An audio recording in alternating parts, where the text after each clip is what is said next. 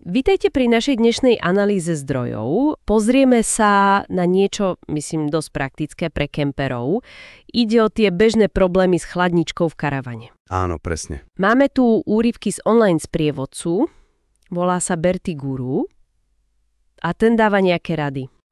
Takže našim cieľom je pochopiť tie najčastejšie zádrhely a možno aj jednoduché riešenia. Hlavne pri tých trojkombinačkách. Áno, tie sú super, tie chladničky na plyn, 12 V aj 230, veľmi flexibilné. Viete, oni fungujú na tom princípe, že využívajú teplo, či už z elektriny alebo plynu, na pohon toho chladenia. Aha, zaujímavé. No a práve preto je tá dodávka energie, či už elektrickej alebo plynovej, úplne kľúčová. Jasne, sú skvelé, kým idú však, ale čo keď zrazu prestane fungovať? Poďme sa pozrieť na tie prvé kroky podľa toho sprievodcu. Napríklad prídete do kempu, zapojíte sa na 230 V a chladnička nič.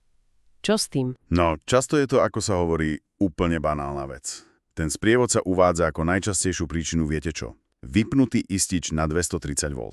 Buď v karavane, alebo aj na tom stĺpiku v kempe. Istič. Áno. Je to len ochrana, takže prvá vec. Skontrolovať istič, prípadne ho nahodiť.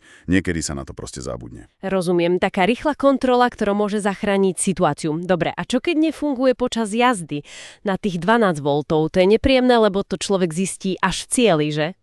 Áno, aj tu ten materiál naznačuje, že riešenie môže byť až prekvapivo jednoduché. Je dosť možné, že ten hlavný prepínač chladničky pre 12 V režim je nechťaz v polohe off, teda vypnutý. Fakt? Len prepínač? No áno, stane sa to ľahko, možno pri nastavovaní niečoho iného. Takže pred jazdou, alebo keď zistíme problém, treba len overiť, či je ten prepínač naozaj zapnutý v polohe on. Je to ďalší príklad, ako také základné nastavenie vie narobiť problémy. Jasné, overiť vypínač. Znie to až smiešne jednoducho, ale asi sa to stáva často. No dobre, tak poďme na ten plynový režim. Ten je dôležitý, keď človek stojí niekde na divoko, bez elektriny. Zdá sa, že tu ten sprievodca spomína viac možností. Prečo to nemusí fungovať? Čo je prvé? Áno, tu sú v podstate dve hlavné veci, ktoré treba skontrolovať. Prvou sú uzatvorené ventily. Môže to byť ten hlavný ventil na plynovej fľaši. Ten veľký hore na fľaši. Presne. Alebo potom, ak tam je, taký menší ventil priamo na potrubí u chladničke. Sprievodca radí proste systematicky skontrolovať oba a uistiť sa, že sú otvorené. Viete, často sa na tieto základné veci zabudne. Chápem. Prejsť si tú cestu plynu od fľaše až k chladničke. To dáva logiku.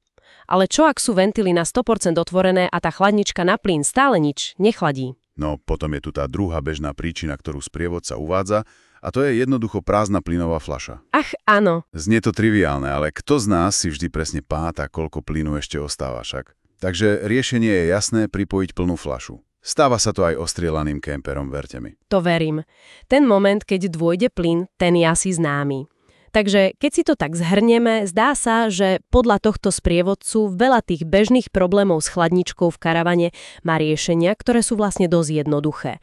Často sú to len ističe, prepínače, ventily, proste základy. Presne tak. Ten sprievodca v podstate hovorí, choďte na to systematicky.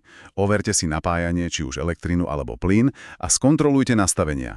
Až potom riešte ďalej. V širšom kontexte je to taká pripomienka, že metodická kontrola tých základov často ušetrí veľa starostí a aj peňazí za servis možno. To je dobrý postreh.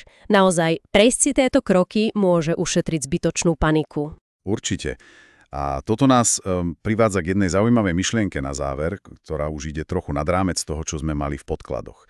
Hoci ten materiál správne ukazuje na tie jednoduché a časté problémy. Áno. Aké by mohli byť signály, že ide o niečo vážnejšie? Viete, kedy už nestačí kontrolovať ventily. Napríklad porucha samotného chladiaceho okruhu, alebo možno problém s elektronikou, alebo zanesený horák na plyn, kde už nejde len o prívod. To je dobrá otázka. O tom sa tam nepíše, ale myslím, že je dôležité sa nad tým zamyslieť. Kedy je ten správny čas zavolať odborníka? To je už ďalší krok.